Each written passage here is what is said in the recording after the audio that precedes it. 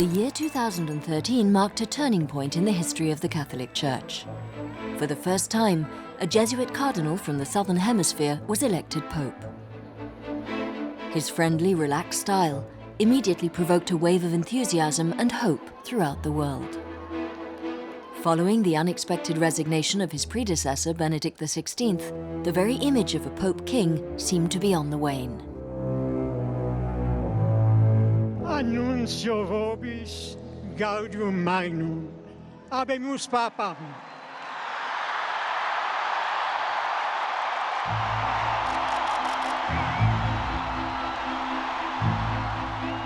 Voi sapete che il dovere del conclave era di dare un vescovo a Roma.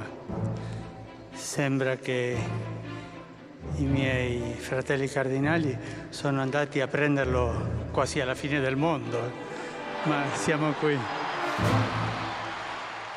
Und deshalb, glaube ich, ist Papst Franziskus eine große Hoffnung. Was nicht genügen würde und was uns sehr enttäuschen würde, ist, wenn er bloß zum freundlichen Gesicht eines alten Systems werden würde. He's already been a great service. Being a man whose identity is not tied up with being some sort of ecclesiastical monarch is a very important part of his presence. The Catholic Church was born in Europe, but its future will be decided in the countries of the South. It's an institution divided and shaken by a series of scandals, which the Pope has been called on to address at the risk of running counter to the whole weight of tradition and dogma.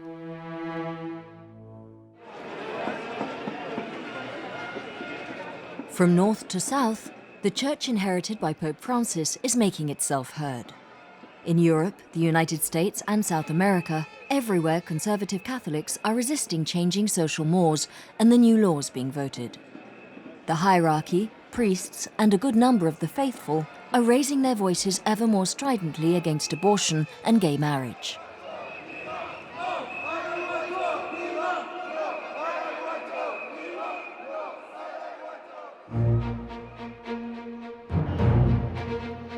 Pope Francis, who has now called on people not to judge homosexuals, did in fact oppose same-sex marriage in 2010. Cardinal Bergoglio, as he then was head of the Argentinian Church. Will his priority as pontiff be to reconcile the Church and society or to remain inflexible on doctrine? Est-ce que la position de l'Église doit changer parce que tout cela a changé? Donc, est-ce que c'est fondamental de dire cela dans la logique de la foi chrétienne et aussi de ce qui a été dit par le Christ dans l'Évangile? Est-ce que c'est normal de changer? Faut-il le changer? For decades now, the family and all matters related to reproduction and sexual behavior have been at the very heart of the Vatican's concerns. A turning point came in 1968, in the era of sexual liberation. Pope Paul VI published an encyclical tantamount to dogma entitled Humanae Vitae. It was the first of a long series of declarations which would drive lay people and priests the world over to leave the Church. On sait que cette encyclique du pape Paul VI, qui condamne formellement tous les moyens artificiels de contraception, a suscité, même chez les catholiques, des réactions dont l'ampleur et la vigueur ont surpris. J'avoue que j'ai reçu une sorte de coup à l'estomac quand j'ai pris connaissance de l'encyclique. Pas seulement parce que c'est un catalogue d'interdits et que je ne suis pas tout à fait d'accord, enfin je suis même en contradiction formelle dans ma vie avec ces interdits, mais aussi parce que je trouve que dans l'ensemble, on nous parle comme à des enfants. Enfin.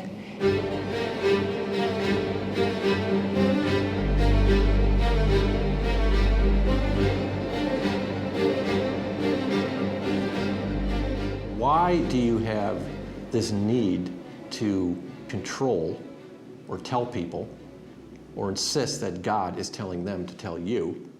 This is how you should be with your body. This is what you should do. This is what you should not do. And at the same time, they're telling you that, they're covering up for child molesters who are sexually assaulting children. And again, you sort of have this daytime and nighttime part of the priesthood. You have these daytime, out of the daytime, they're saying one thing, but at night, they're doing something else. 50 years after the publication of the encyclical Humanae Vitae, the faithful are now being driven out of the Church by a series of scandals. This institution, so vocal when promulgating its doctrine regarding sexuality, has kept a stony silence when called on to explain the sexual abuse of minors which has gone on within its ranks. It was in the United States that the faithful first broke the silence, daring to defy the institution and demand that they account for the violence they suffered at the hands of priests, bishops, and cardinals. This was at my first communion. You were then, how old? 7. 7 years old. And this is my first day of school.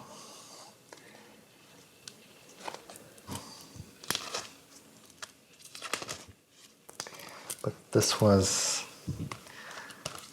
Father Hanser, who's the one who abused me. And that's me, and then my other Cub Scout class. Do you know if the other children have been abused as well? I do know there were other children from St. John Vianney that were abused, but I don't know who. So I've been the only person from the school who's been public about it. And where is this priest today? Is independently wealthy. So he lives on a lake not far from here, actually. Probably about 40 miles. He never have been in court? He's never been prosecuted by the law. The documents that just came out show that he abused almost 20 children, and he's never spent one day in jail. It's not that I didn't believe it, but I guess I didn't. And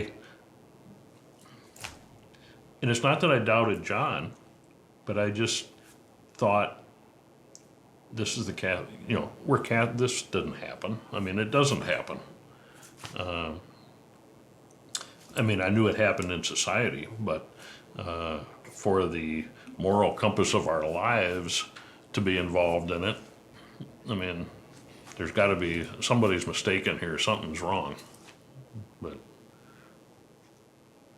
they did it. John was 7 years old. He was a baby. And he went on the school bus to school, came home on the school bus every day, every single day. If I think about that, I can go into this hole that I could not come out of. To think that child got on that bus every day and went to school and didn't know when that man would call him out of class again. That is torture.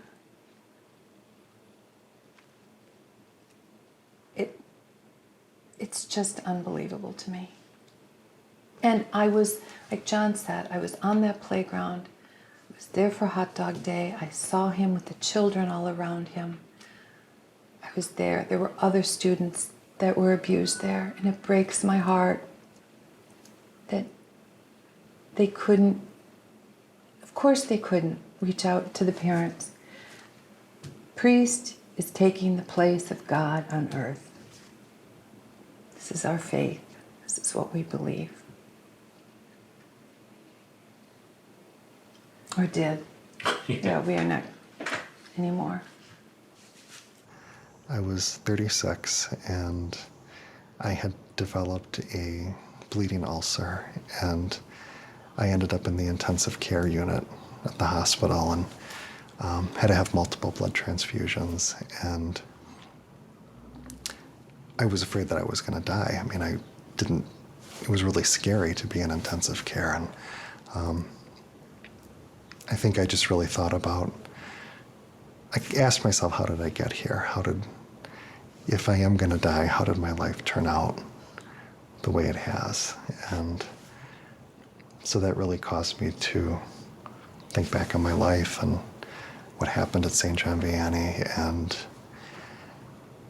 a decision that I wanted to get better, and the only way to do that would be to deal honestly with what happened, which would be being honest with myself and my parents and my siblings, and, not keeping that secret anymore. It's often only on reaching adulthood that the victims dare to break free from the secrecy in which their abusers have imprisoned them. Underpinning church culture, this law of silence has protected the entire hierarchy of the church, hushing up scandals since the first one broke in the United States. A priest at the time, Tom Doyle was an early witness. The story really begins in 1983, and it begins in Lafayette, Louisiana, when the bishop of the Catholic diocese down there was finally called to accountability for a priest named Gilbert Gaultier, who had been sexually abusing boys since the time of his ordination to the priesthood, but he had been doing it for many, many years before that. He had sexually abused little boys in every parish where he was assigned. The diocese had been informed of it several times, and all they did is move him from one place to another to another. And it reached critical mass, so to speak, when several parents put pressure on the diocese and on the bishop, and I think the diocese realized they could no longer keep the situation covered up. So they entered into an agreement with the 6 families, and each family received, I think, approximately $300,000 or more, on the condition that they remain silent and that they not sue anyone over this. One family backed out, and their last name was Gastal, and they had a little boy named Scotty, who at the time was 10, and he had been seriously sexually violated by this priest. And they obtained the services of an attorney, a very brilliant, aggressive, tough lawyer from down there, who did what no one else had done up to that time, which is he sued the Catholic Church for damages because of their negligence. Nothing could shake the Church's determination to hush up the crimes of these pedophiles in the wake of this first case. Yet in 1985, the hierarchy was warned of an imminent scandal. At the time, Thomas Doyle was a lawyer at the Vatican Embassy in Washington. With 2 other prelates, he wrote a report revealing that 3,000 American priests, out of a total of 57,000, were pedophiles. The authors called on the bishops to stop the cover-up and support the victims. They even recommended a debate on the obligation of priestly celibacy. The report was immediately buried. This horrible case from here of Father Lawrence Murphy, sexually assaulted 200 deaf children. That's what they concluded in a secret investigation in this archdiocese. Goes to Rome to then Cardinal Ratzinger. No one's contesting the facts. And it's on his desk. And he's to, all they want, these deaf victims, take them out of the priesthood. He's looking. Now, at what point do you go, all right, 200 deaf children, he's raped or assaulted, he just shouldn't be a priest. But Cardinal Ratzinger gets it, and he's like, well, let's keep him. He allows him to stay a priest and to stay undetected in communities in this state. Why? Je pense qu'on a eu, à l'égard de beaucoup de prêtres pédophiles, une réaction en mineur, et ce qui est dommage, qui était une sorte de volonté. Alors, ça peut se comprendre de différentes manières. Certainement une volonté de protéger l'institution chez certains, d'autres, le côté un peu, voyez-vous, pardonnez l'expression, curé, c'est-à-dire on ne va pas condamner un pauvre type, on va l'aider, etc. Vous avez l'accompagnement, tout ça. Alors du coup, on attend, et c'est dramatique, parce que c'est un acte qui, objectivement, est répréhensible, surtout encore du point de vue de la loi. I don't see that the bishops and the cardinals feel guilt about the sexual abuse of minors. I don't think they feel empathy for the victims. I think they feel sorry for the priest that he's done this, he's been exposed. They feel sorry for themselves. They feel worried about the money that has to be paid out. They don't care about the victims, not really. They say, oh, I'm so sorry. I'm so sorry you suffered. They never say, I'm so sorry that I let this go. They never take the guilt on themselves. Oh, I'm sorry for you. They don't mean it down here. They don't understand what victims go through, what the betrayal is. They don't understand. The bishops, and I think Rome too, still does not get it. Does not get what the problem is, what the effects are, spiritually, psychologically, medically. I don't think they get it. Having begun in the United States, where over 5,000 priests were accused, the scandal spread in a spectacular domino effect throughout Europe. The victims numbered in the tens of thousands.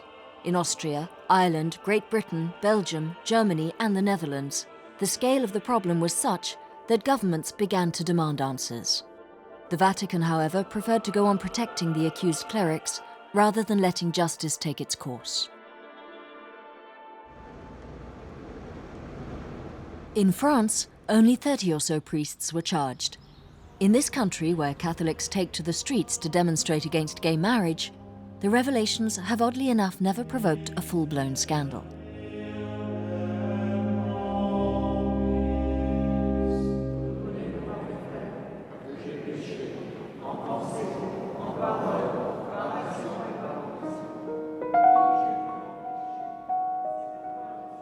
Nous étions quelques spécimens à son goût et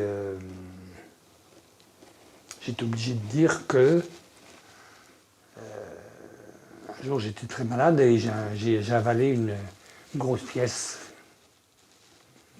en nickel de 5 centimes parce que je ne voulais pas aller le voir à la confession. Parce que tout se passait pendant la Mais confession? oui, mais oui. Ah, je suis là. Vous êtes arrivé à quel âge là-bas? 52-53, j'avais 8 ans et demi. Il nous convoquait à la confession, et bon, il se passait les choses qui se passaient. Et après, il me demandait, il me donnait l'absolution pour la faute que j'avais commise. Pour la faute que vous aviez commise. Et qu'est-ce qui se passait en vous à ce moment-là? Comment vous réagissiez? Jusqu'à un certain moment, ça a été accepté, puis après, comme c'était répétitif, moi j'ai eu des délires mystiques. J'allais hurler dans la cathédrale, j'étais bambin, hein. Et je pleurais, je ne savais plus du tout où j'étais et ce qui m'arrivait. Parce que, bon, quelqu'un qui vous provoque de cette façon et qui après vous dit « je te pardonne », où est-ce que vous situez le bien et le mal? C'est pas possible. The idea that a person, a Catholic person, has to confess to a priest any mortal sin. That was laid down in 1215, that many years ago. So it put all of sin under the domination of the priest. And it says that this is the only way sins can be forgiven, mortal sins, by the priest. That he alone can forgive these sins in the name of God. I mean, such outlandish claim of power. But little kids believe it. Oh, I have to go, oh, Father, I did this. Oh, please forgive me. I mean, that's the way children, at least in the United States, were brought up, you know. But then the priest is the one. He can forgive anything. You know, oh, crazy. Le poids de la morale chrétienne en France est énorme. Combien de fois j'ai entendu des enfants qui disaient à leurs parents, j'ai été des enfants qui avaient 7, 8 ans, 10 ans, 11 ans, ou 12 ans, qui rentraient le soir chez eux en disant « Papa, j'ai été tripoté par le curé », le gamin se recevait une baffe, il allait se coucher sans manger. Parce que le curé était une institution à laquelle on ne touchait pas. Vous savez, les gens, le qu'en dira-t-on, la honte, comment reconnaître que mon enfant s'est fait tripoter par le curé à la veille de sa communion, il va être mis au banc des pestiférés. Les gens ne veulent pas de ça. Frères et sœurs, avec tous les saints qui intercèdent pour nous, confions à la miséricorde ceux qu'il a choisis comme prêtres. Demandons-lui de répandre sur eux les dons de son esprit.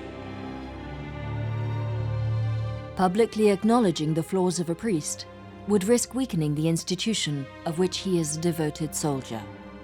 The priest is the keystone of the edifice. Le prêtre est indispensable à l'Église. Il n'y aurait plus d'Église s'il n'y avait pas de prêtre. Parce qu'il n'y aurait pas d'Eucharistie. Alors c'est l'Eucharistie qui fait l'Église et l'Église qui fait l'Eucharistie. Donc le prêtre, une Église sans prêtre, c'est pas possible. L'Église catholique sans prêtre, c'est pas possible. Donc il faut des prêtres. Et plus que pour l'Eucharistie, pour l'annonce de la parole, pour ce que je disais tout à l'heure, la sanctification des gens et pour animer les communautés chrétiennes en relation avec l'évêque. The priest controls the sacraments. He lets you, if you can get married, he tells you if you can get married in church, baptizes your kids, first communion, confirmation, all of those things. He controls them. So the source of salvation is the clergy, and you defer to them if you're a lay person. So that increases the narcissism. So there's this grandiosity, this belief that we are essential, we are above others. We don't have to answer to others. And society has deferred to the church. They've allowed them off the hook. You didn't get speeding tickets, you had your dinners paid for in restaurants, you wore special clothes, people tipped their hat to you, bowed to you. If you ever go to a pontifical mass celebrated by a bishop or a cardinal, you'll see exactly, it's like going into the court of Louis XIV.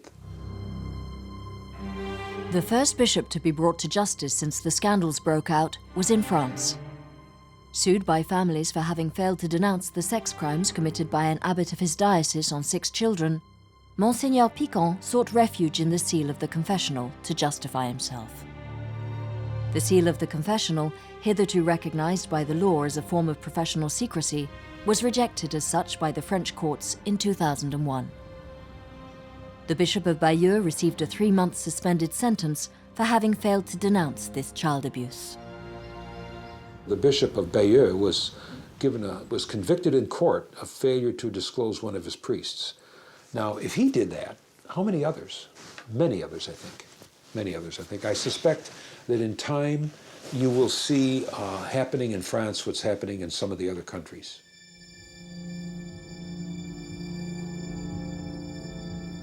At the time that the Piquant affair hit the news, dissimulation and denial was still the rule in the Church. The sentencing of the bishop was therefore considered an injustice by the Vatican. Je vous félicite de n'avoir pas dénoncé un prêtre à l'administration civile. Vous avez bien agi et je me réjouis d'avoir un confrère dans l'épiscopat qui, aux yeux de l'histoire et de tous les autres évêques du monde, aura préféré la prison plutôt que de dénoncer son fils prêtre. Alors, quand il dit la prison, c'est du sursis quand même. Cette congrégation, pour encourager les frères dans l'épiscopat dans ce domaine si délicat, transmettra copie de cette missive à toutes les conférences d'évêques. Voilà, faites suivre, et puis surtout continuez à nier. Il ne faut pas nier surtout le fait que l'Église peut être extrêmement en colère devant ce que dit l'État.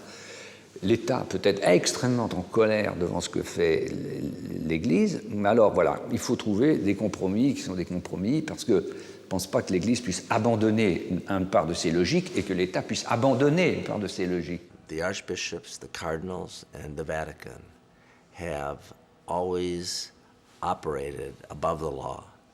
They've always operated using their own laws.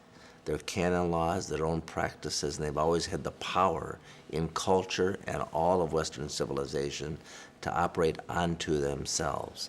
And so they do operate above the law because they've always believed they are above the law. They've always believed and convinced themselves the answer to a higher law, God's law, not Caesar's law, not the law of man.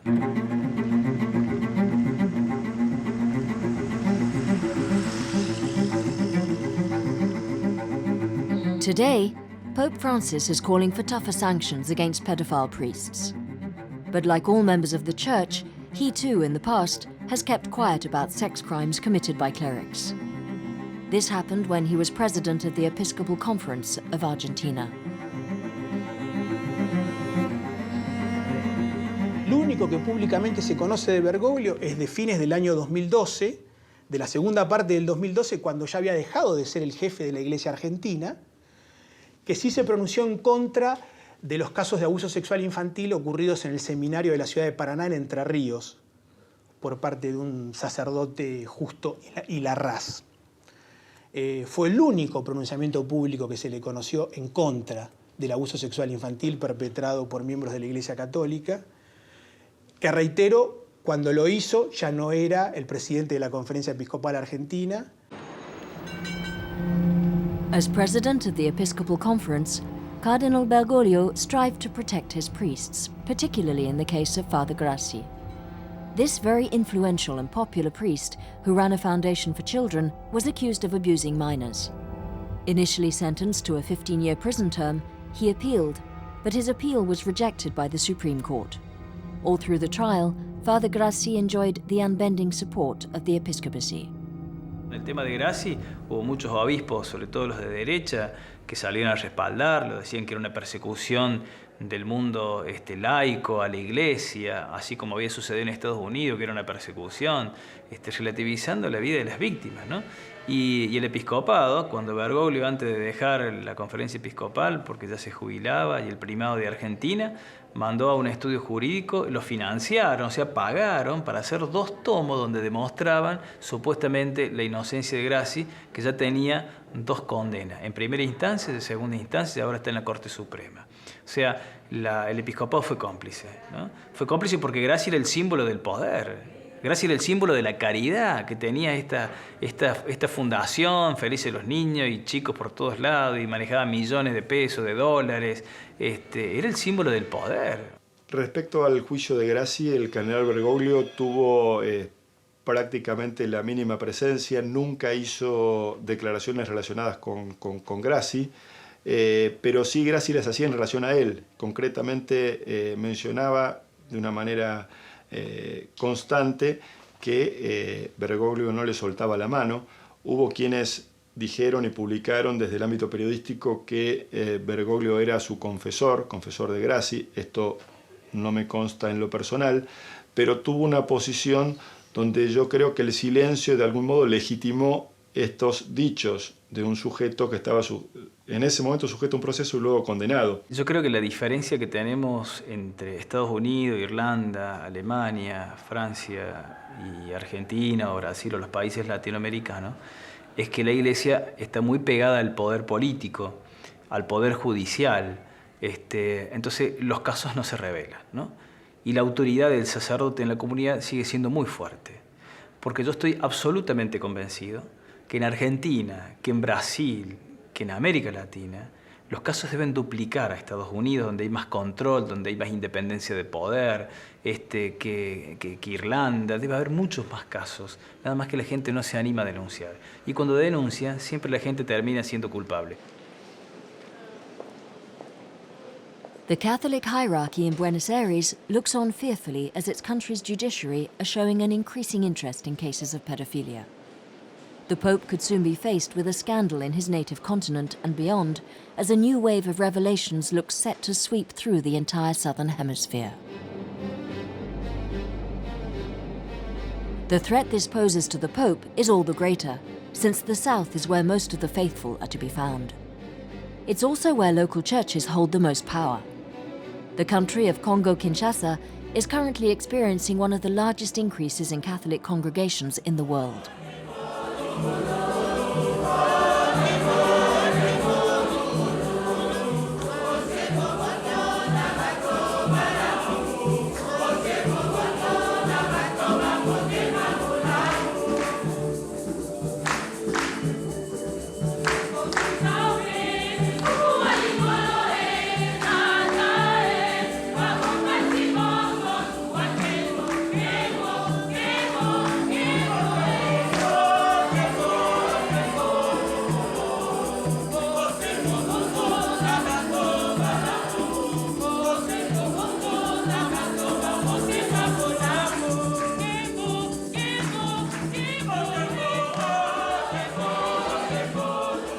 In Congo-Kinshasa, as in many countries in the south, Catholicism developed along with colonialism.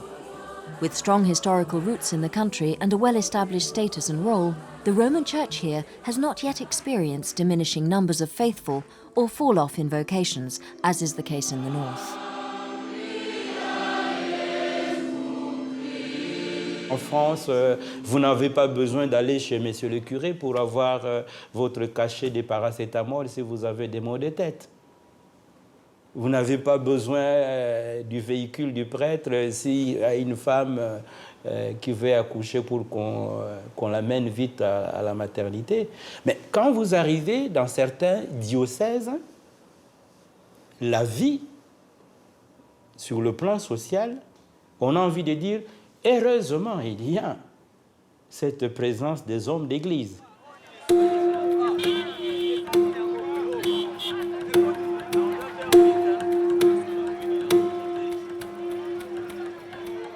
Cette présence de pères spirituels et qui finalement font tout.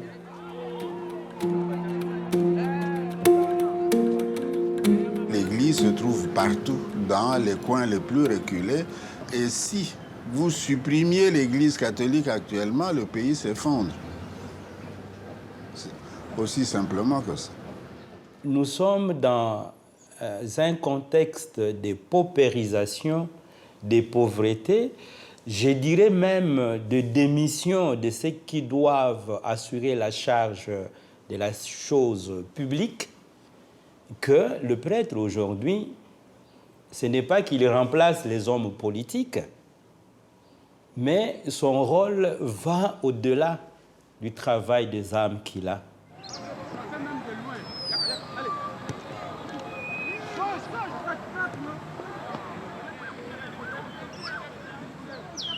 The priests of tomorrow receive their training at the seminary. This is where they acquire their sacerdotal identity, shedding their individuality, the better to submit to the lifelong laws of obedience and celibacy which govern their calling.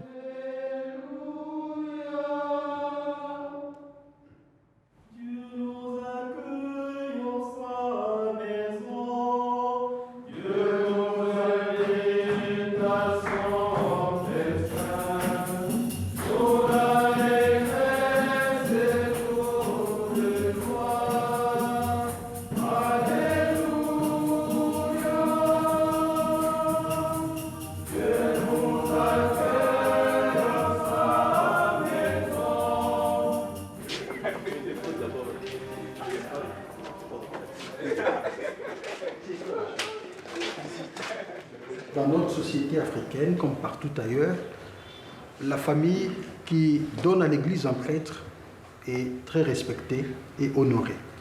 Dieu appelle de plusieurs façons, de plusieurs manières. On peut être attiré par le style de vie d'un abbé, on le voit, on véhicule, tout ça.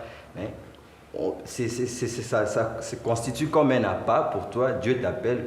Mais dès que vous êtes là, au fur et à mesure que vous avancez avec les enseignements, les entretiens tels que l'abbé, vous arriverez petit à petit à purifier ces idées-là et cette conception erronée du sacerdoce comme une promotion sociale. On vit la situation des stars aussi. On est désiré, on est sollicité, tout le monde voudra être dans notre entourage, tout le monde voudra ceci, mais c'est là qu'il faut beaucoup de maturité de notre part.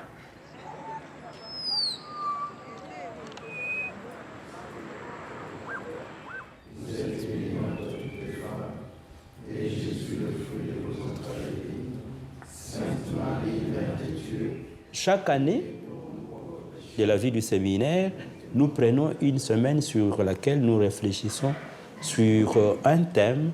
Et cette année, par exemple, au mois d'octobre, nous voulons travailler sur une question très importante de la formation humaine, à savoir la formation à la maturité affective et sexuelle. Ça, c'est des questions de l'homme prêtre, l'homme marié, femme religieuse, femme mariée. Est-ce qu'on a assez de maturité affective, assez de maturité sexuelle pour se tenir devant les hommes quand on connaît ce que nous avons vécu dans l'Église ces dernières années?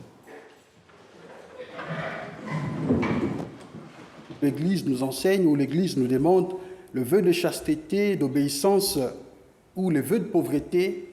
Celui qui est un peu plus difficile par rapport aux autres, c'est le vœu de chasteté. Comment rester chaste toute sa vie? Donc le Christ a ouvert une brèche pour ceux qui aimeraient s'engager toute leur vie à cause du royaume, de se donner de manière absolue, de se donner tout entier pour le service du royaume. Mais il n'a pas dit de manière formelle que ceux qui veulent se mettre à sa suite dans la sequela Christi, ils ne peuvent se marier. Non, ça il ne l'a pas dit. Voilà pourquoi l'Église pense que la dimension de la chasteté, ce n'est pas une matière dogmatique. Ça n'a rien à voir avec les dogmes. Parce que le célibat est difficile ou particulièrement difficile à vivre, peut-on le considérer comme une chance ou bien comme une menace pour la vie de l'Église? Doit-on revoir la façon de formuler ça ou encore la façon de le vivre? Saint Augustin disait, on ne naît pas chrétien, on le devient. On ne naît pas prêtre, on le devient. L'Église dit que le célibat consacré a de multiples convenances avec le sacerdoce ministériel et nous devons nous inscrire dans cette logique-là. Et j'espère que ça va nous aider à nous donner entièrement au Seigneur. Est-ce que vous pourriez souligner en passant l'importance de la présence féminine dans la vie et le ministère de prêtre aujourd'hui? Ça donnera un nouveau sens dans la manière de concevoir le célibat, qui n'est pas une fuite comme vous l'avez dit là. Quelle est l'importance, la valeur de la présence d'une femme, d'une mère, d'une amie dans la vie du prêtre ou du séminariste? Merci. L'importance de la présence féminine dans la vie d'un prêtre ou dans le ministère, c'est un élément important depuis le Christ lui-même. Si vous parcourez les Écritures, vous verrez qu'il y avait des femmes qui l'accompagnaient et des femmes qui l'aidaient pour aider le collège pour les services liés à la parole. J'ai moi-même visité les séminaires en Afrique, par exemple, et je me suis rendu compte que parfois, il y a une grande ambiguïté. C'est que des formateurs qui ne croient pas tellement au célibat, ça peut arriver, laisseront entendre que ce n'est pas important. Et donc les jeunes qui vont grandir là, vont grandir sans avoir une idée claire que le célibat fait partie de la vocation sacerdotale. Ça va poser des questions énormes au niveau du discernement, parce que ce jeune va arriver à l'ordination sans avoir une idée claire que le Christ l'appelle à être célibataire. Et ça va le mettre dans une situation extrêmement inconfortable ou impossible pendant sa vie sacerdotale. Et c'est là que je me suis rendu compte que dans la formation des séminaires, il faut que cette chose soit extrêmement claire. There can be a great virtue of religious celibacy, that I wish to be like Jesus Christ, I wish to have nothing, I wish to be at the service of people completely, and so on. I mean, that is valid, you know, that I devote myself to that. Most priests don't want celibacy. They want to be part of the organization. I've taught in seminaries, I know that. The majority of priests do not want to be celibate. They don't want it. And here's what we're finding out, that they're not.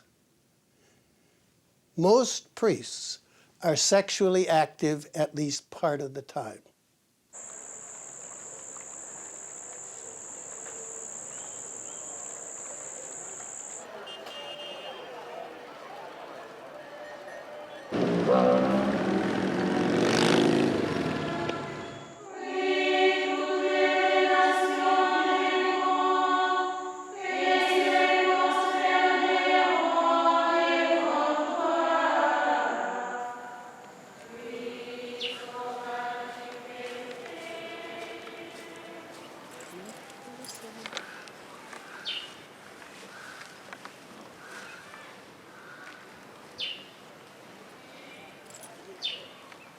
peut ressentir à un moment donné dans le cheminement, pas seulement quand on est en formation, dans son cheminement comme religieuse, à certaines étapes de vie parfois difficiles, tout en voulant donner, on a donné tout son être au Seigneur, et à un moment donné, on sent aussi le besoin d'être femme.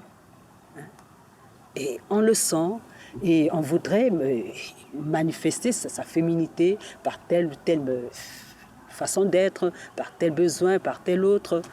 Moi, je crois que c'est tout le travail intérieur à réaliser.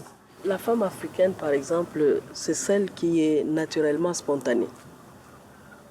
Sa spontanéité-là doit devenir accueil. Celle qui accueille, celle qui donne la vie. Et c'est comme ça, par sa vie religieuse, elle devient don pour le peuple de Dieu. Elle se donne comme une mère. Et là, c'est pour rejoindre le pape, il dit que c'est cette femme-là qui ne doit pas rester vieille fille, mais qui reste féconde. Bien que sa maternité naturelle ne se met pas en jeu, quoi. C'est ce que je peux dire. Moi, je crois que je suis une femme. Il y a eu des moments où j'ai aimé tel homme, tel autre, oui. Beaucoup aimé. J'aurais pu dire non. Peut-être hésiter, est-ce que c'est pas ça ma vie? Mais quand tu pries, quand tu rentres en toi-même et en tenant compte de toute la formation et de l'accompagnement, et etc., du soutien fraternel de la communauté, tu réalises que c'est vrai, ce que je ressens, c'est humain, c'est féminin, mais ce n'est pas tout à fait ça ma voix. Alors tu vis une lutte, parce que la vie c'est une lutte, c'est un combat. Hein? Donc les personnes, ce n'est pas parce que tu as dit maintenant je vais devenir religieuse, j'ai fait mes vœux, que tout est donné, que tout est facile. Ce n'est pas facile. Et quand nous nous retrouvons avec tous ces autres membres de l'Église, nous avons une parole.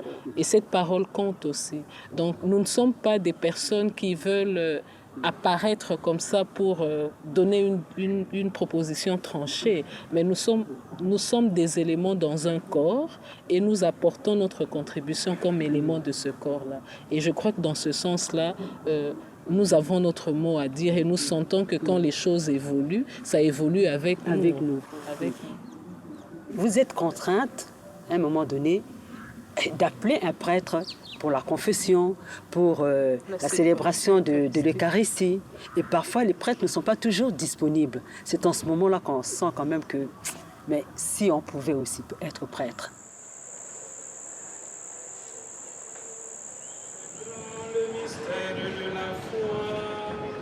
While priests are at the very center of the system, nuns are confined to the periphery. Mother superiors, sisters, postulants. As is the case in every religion, the women in the Catholic Church have an inferior status to the men. Just like his predecessors, Pope Francis has categorically refused them any right to the priesthood. Nothing has changed then since that day in 1979, when an American nun made a brave appeal to Pope John Paul II. I urge you to be mindful of the intense suffering and pain which is part of the life of many women in these United States. Our contemplation leads us to state that the Church must respond by providing the possibility of women as persons being included in all ministries of our Church.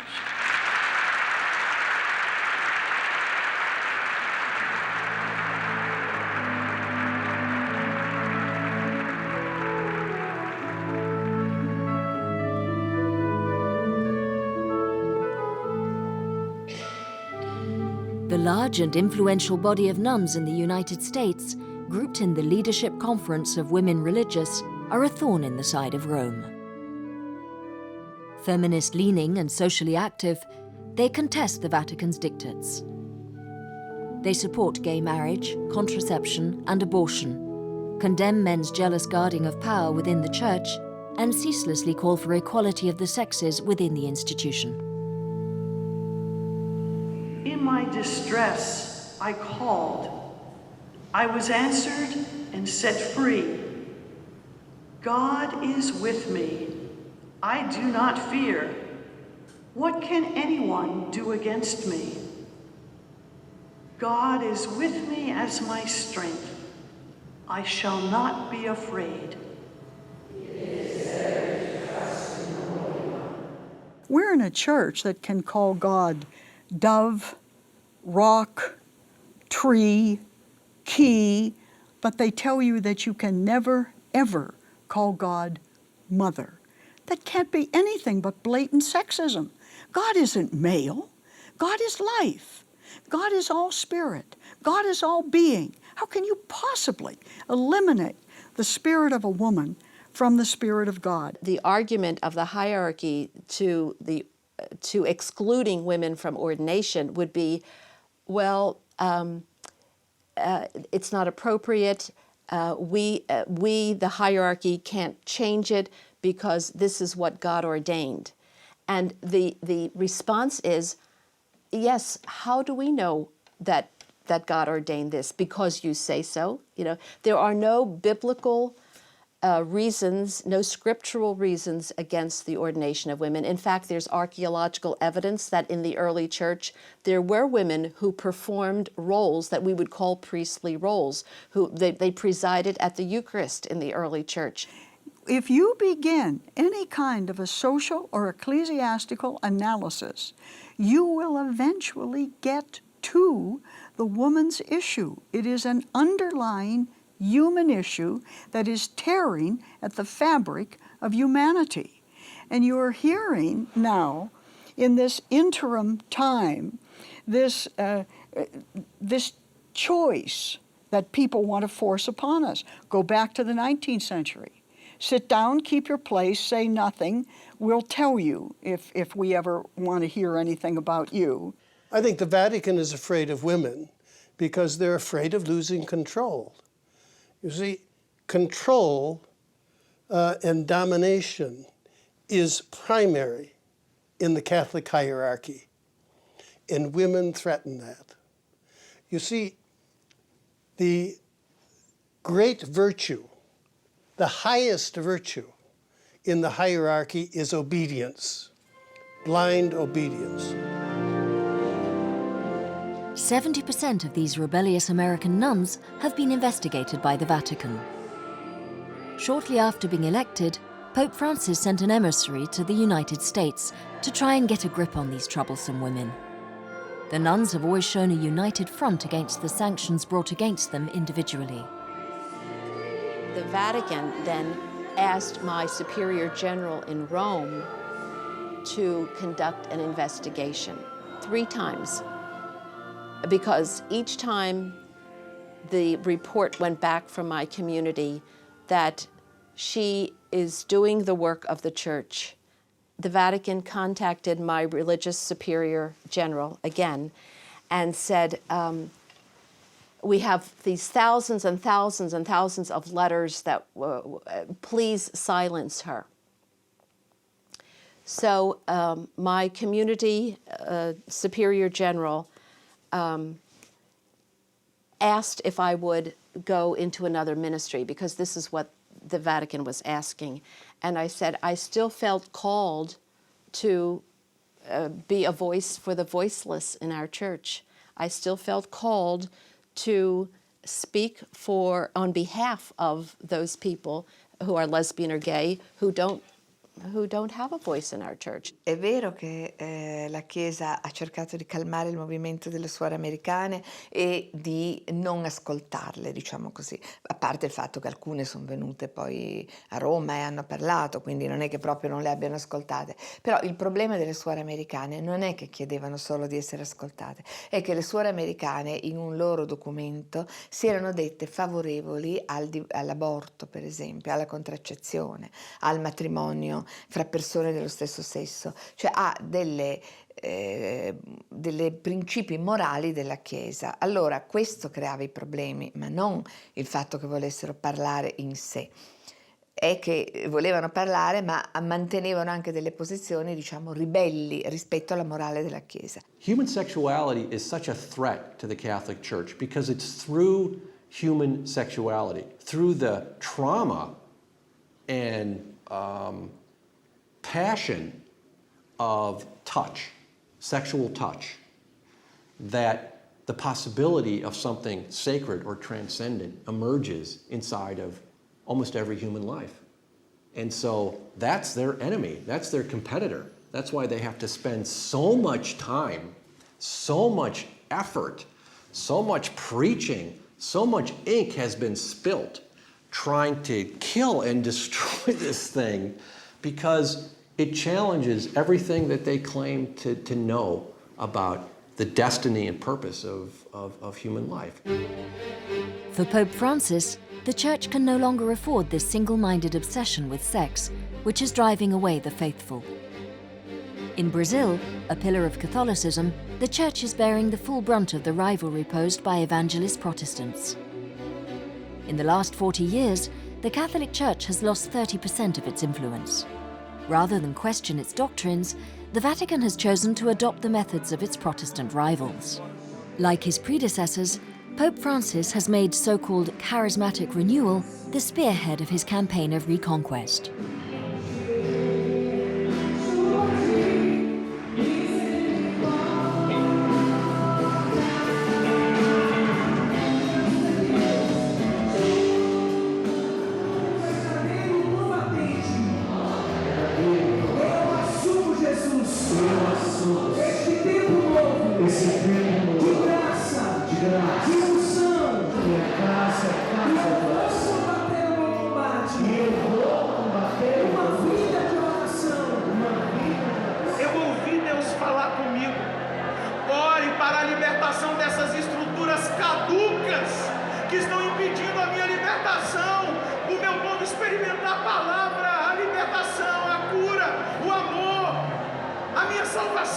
Impedindo a evangelização de ir aos pobres, Jesus vai dizer: eu vim para anunciar a boa nova aos pobres.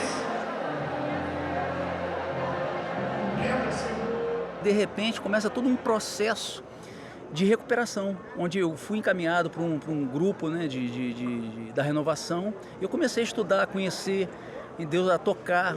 Eu voltei doente, magro, entendeu? Desanimado. E aos poucos, né, a misericórdia dele foi agindo. E depois de mais de 2 décadas eu estou aqui, com minha família em casa, entendeu? Eles não puderam vir, mas eu vim porque o marido, como diz Paulo na carta aos Coríntios, lá no capítulo 6, na 1 Coríntios, ele diz: o marido santificado santifica a esposa e a casa, e vice-versa.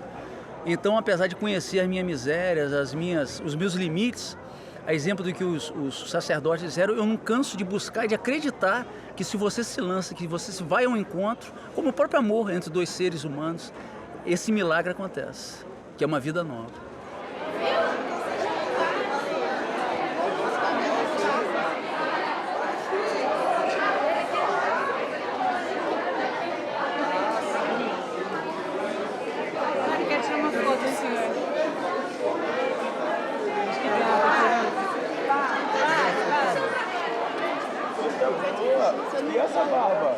The religious community of Canção Nova forms the largest charismatic renewal center in the country.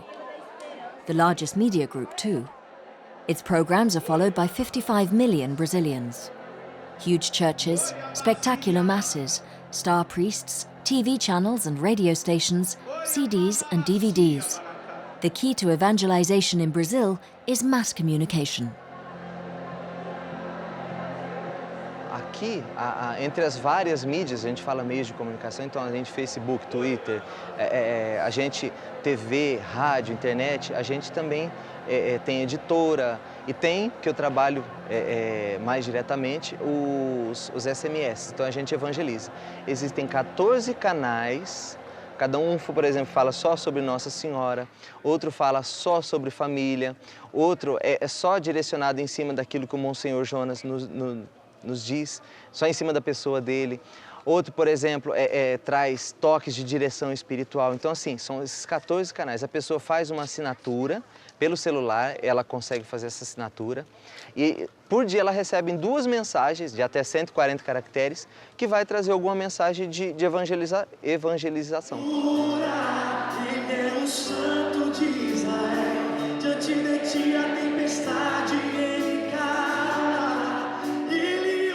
L'évangile, pour se développer, a besoin de s'insérer dans une culture parce que l'annonce de la tendresse de Dieu, je vais la dire d'une manière différente à quelqu'un qui est en Afrique, ou quelqu'un qui est en Asie, quelqu'un qui est en Amérique, quelqu'un qui est en Europe ou en Océanie.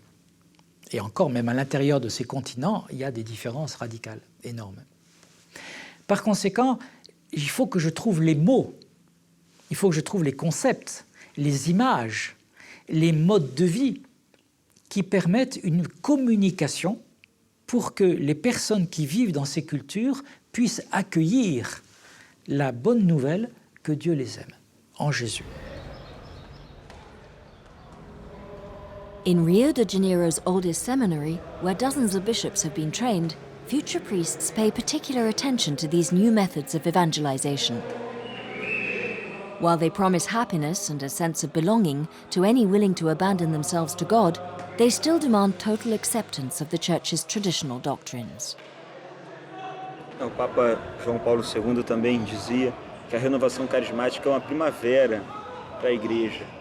E o Papa Francisco tem dito também que é um grande dom que tem agregado, um grande dom que tem buscado pessoas que estão distantes, pessoas feridas, pessoas que precisam ter um encontro através da oração com Deus, pessoas que precisam ter uma experiência com a palavra de Deus. Como a renovação carismática é uma resposta a um desafio específico da Igreja, sobretudo nos nossos tempos de hoje. Agora, Deus suscita em cada um dom diferente. Talvez alguns de nós sejamos suscitados para o futuro para sermos padres cantores, né? Outros não, outros vão evangelizar através do ensino, vão para as salas de aulas, outros... Então, cada um, Deus vai suscitando de uma forma diferente para dar as respostas àquilo que a Igreja precisa.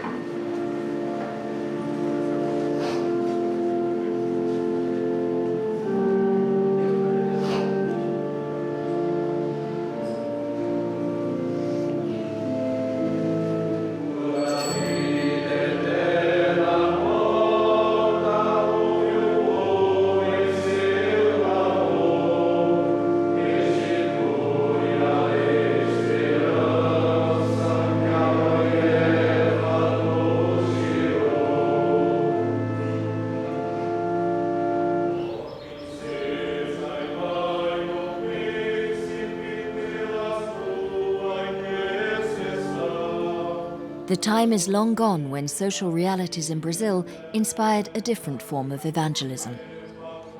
In this country of so many poor, progressive clergymen made fighting poverty their raison d'être. This liberation theology was a particularity of the South American Catholic Church, a commitment to helping the poor by means other than charity. L'Église a changé et aujourd'hui, la sensibilité a fort changé et ça c'est dû à une politique de nomination des évêques, formation des prêtres et ainsi de suite.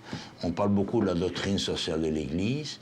Je ne sais pas très bien comment enseigner dans les séminaires, mais enfin, en réalité, la doctrine sociale de l'Église, s'il n'a pas un ancrage pratique, c'est de la théorie. Les jeunes prêtres n'ont pas de sensibilité sociale et nous, ce que nous avons créé comme œuvre sociale, ça ne les intéresse pas. Donc ça va mourir avec nous. Donc c'est pour dire qu'il y a un changement assez brutal. Hein? Donc, et alors les mouvements charismatiques et autres n'ont pas beaucoup de sensibilité en majorité pour le social, surtout problématiser la question sociale. Hein? Nothing can contravene the official word of the Church. No questioning of doctrine, no dissenting voice is to be tolerated. For having supported gay marriage, which was granted legal status in Brazil in 2010, a priest suffered the heaviest punishment provided for by canon law in spring of 2013. Começa agora na Jovem Auriverde, é a interação entre o Padre Beto e você. Eu sou o Padre Beto e você pode ligar no 3104-0760 e conversar conosco o tema que você quiser. Pode ser um tema religioso, um tema sobre comportamento humano, sobre cidadania, sobre política, sobre Bauru, sobre o mundo, enfim, o que você quiser, liga pra gente. Alô? Alô? Não houve processo. Foi uma autoexcomunhão. Agora o papo é esse. Não houve processo, isso é uma autoexcomunhão. Mas que você pediu sua excomunhão? Eu não, cara. Mas você não pode pensar. Você pensou, você é auto-excomungado. Isso, então quer dizer, pensar, a gente também não pode pensar.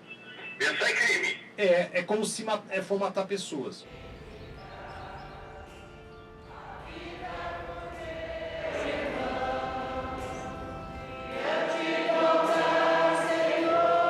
The priest's refusal to take back his comments regarding sexuality led to his being accused of heresy by the bishop of his diocese, an offence punishable by excommunication, a banishment from the community of the church. O padre se auto-excluiu da igreja, ele falou para o público, não é, como sacerdote. Então, coube a mim de solicitar a ele, de pedir também ao público, pedir desculpas, perdão. Mas perdão do quê?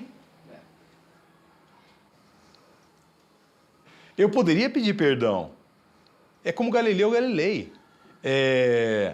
Perdão por ter falado. Você sabe o que ele quer? Você poderia até gravar isso. Ó. O que a igreja quer, o que o meu bispo quer, é que eu peça perdão. Diga assim, olha, perdão por dizer que a homossexualidade é uma sexualidade. Perdão por dizer que os casais usando pílula anticoncepcional, laqueadura e vasectomia não estão em pecado. Perdão por jovens viverem a sua sexualidade, por ter dito que jovens vivendo a sua sexualidade não estão em pecado. Perdão por dizer que um adolescente que se masturba não está em pecado. Isso é ridículo. É a mesma coisa que Galileu Galilei dizer perdão porque a Terra gira em torno do Sol e não o Sol em torno da Terra. Le jour de l'ordination, lorsque le prêtre à la question de l'évêque, acceptes-tu d'obéir à moi, ton évêque, et à mes successeurs, et à l'Église?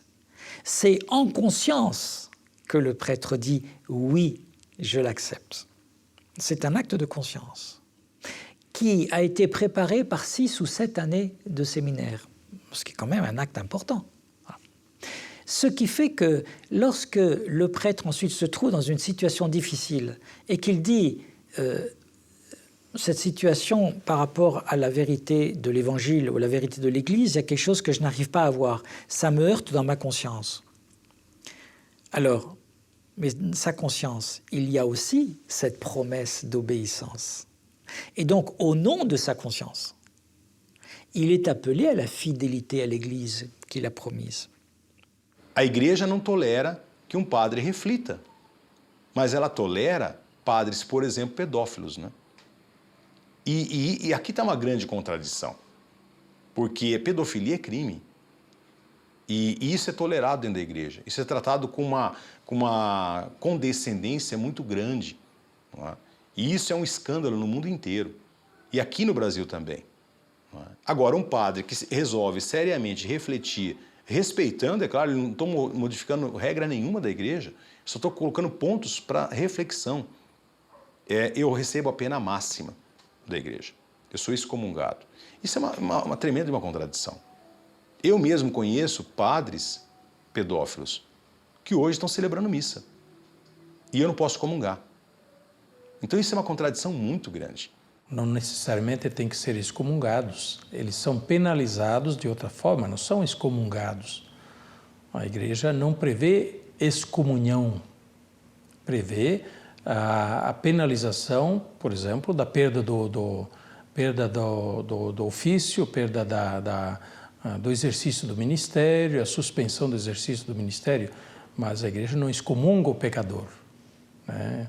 Se existe o pecado, o pecador, a igreja não excomunga o pecador, a não ser que o pecador se coloque fora da comunhão da igreja. Então, a igreja não prevê a pena de excomunhão para a pedofilia.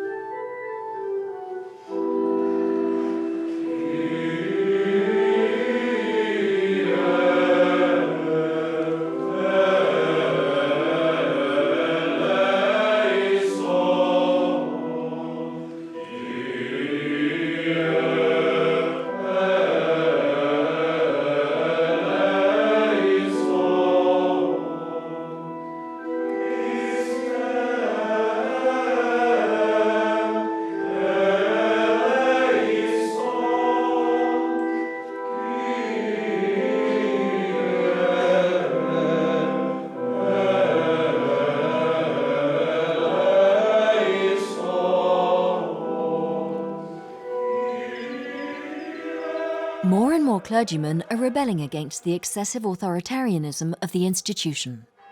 This was what inspired an Austrian priest in 2006 to create a group, now numbering several hundred priests around the world, to push for reform within the Church. Und dann haben wir gesagt, wir können so nicht weitermachen. Wir haben einen Aufruf zum Ungehorsam veröffentlicht. Ein sehr provokanter Schritt, das ist uns bewusst. Aber wir haben gesagt, Gehorsam in einem System, in dem die Mächtigen nicht kontrolliert werden, ist auch ein Problem. Und Gehorsam, wenn er bedeutet, dass wir, wenn er gebraucht wird dazu, die legitimen Erwartungen des Kirchenvolkes niederzuhalten, ist ein größeres Problem. Hello, how are you? Tony and Sean. How are you? How are you, Stefano? Hello. Is that well? Yeah. No. You're Tony. That's And Jan is coming from Australia. So we have quite an intercontinental meeting. It's not only an international one, intercontinental. Very cautious. Join us. Sure. We are only missing Africa and Asia, but they will come soon. That's right.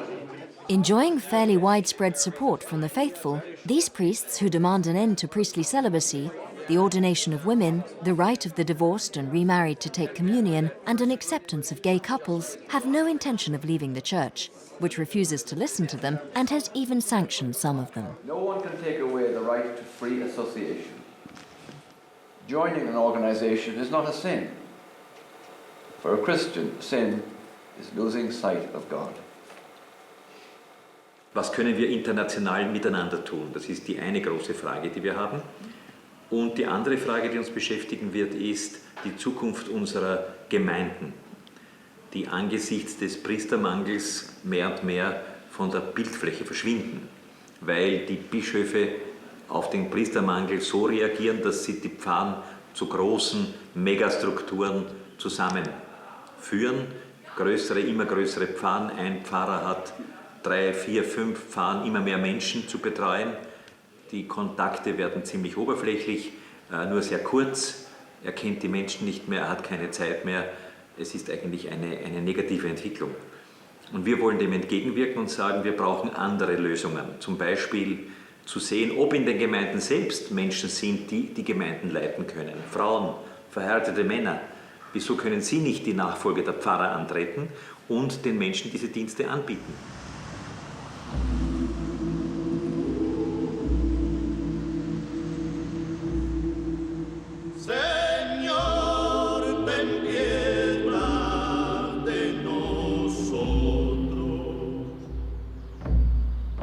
Is Pope Francis ready to listen to these protesting priests? 30 years ago, at the Buenos Aires seminary, of which he was the director, he protected one of the instructors, Juan Carlos Canoni. The progressive stance of this committed theologian drew the ire of the church hierarchy, which at the time supported the military dictatorship in power. Cuando Bergoglio era mi provincial, él leía las cosas que yo escribía. No es que dijera estoy de acuerdo, pero sí las aprobaba para la publicación, etc. Y aún más cuando obispos argentinos, como el mismo Cardenal Aramburu o Primatesta de Córdoba, le preguntaban sobre mí, sobre mi doctrina, etc., él siempre me defendió. Tal manera que hay una relación, por lo menos, digamos, de cierto influjo, y sobre todo, luego cuando Bergoglio era arzobispo de Buenos Aires, toda su entrega a los pobres, a las villas miseria, el apoyo tremendo a estos sacerdotes villeros, entre otros el padre Di Paola, que acaba de decir en Rimini, en esa reunión de Comunidad de Liberación, que era el Papa Villero y que siempre los había apoyado, ¿no? Y que la gente, entonces, cuando lo hicieron Papa, estaba contentísima en las villas miserias. Pero hay dos maneras de preocuparse por los pobres. Una, que es la manera tradicional, la manera clásica, que es entender al pobre como un objeto de mi caridad, de mi benevolencia, de mi misericordia. Es decir, yo a vos pobre te voy a ayudar porque vos pobrecito, estás mal, yo por amor te voy a ayudar. voy a hacer lo posible para que puedas pasar este momento de pobreza, pero punto. Es la pobreza en donde ve al pobre como un objeto de mi caridad. Ahora, hay otra manera de entender a la pobreza como fruto de una situación de injusticia que hay que revisar, que hay que cambiar. Bergoglio siempre va a hablar de los pobres, pero en el primer sentido. Hay que estar cerca de ellos, hay que ayudarlo, hay que acompañarlo, pero nunca va a ahondar en las razones políticas, estructurales, sistémicas de la pobreza para después combatirla.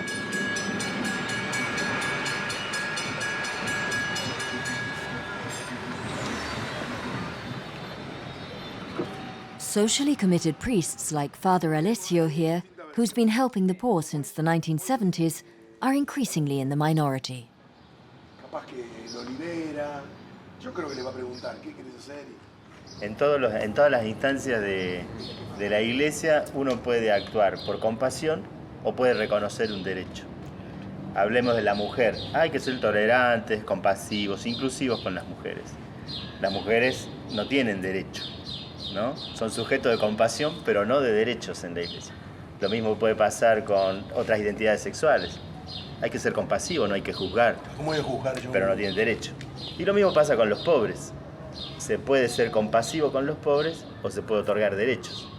Y para mí el Papa está en la línea de una iglesia para los pobres, pero no donde los pobres tengan derecho.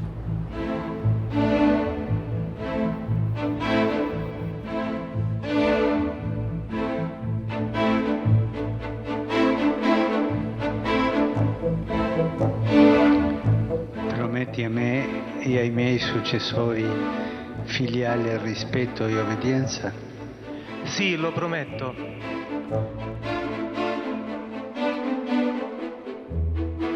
You can't be a married man and a priest in the Catholic Church. Okay, fine, I'll accept that for the moment. Pope Francis, you can't be a woman and a priest. I'll accept that for the moment.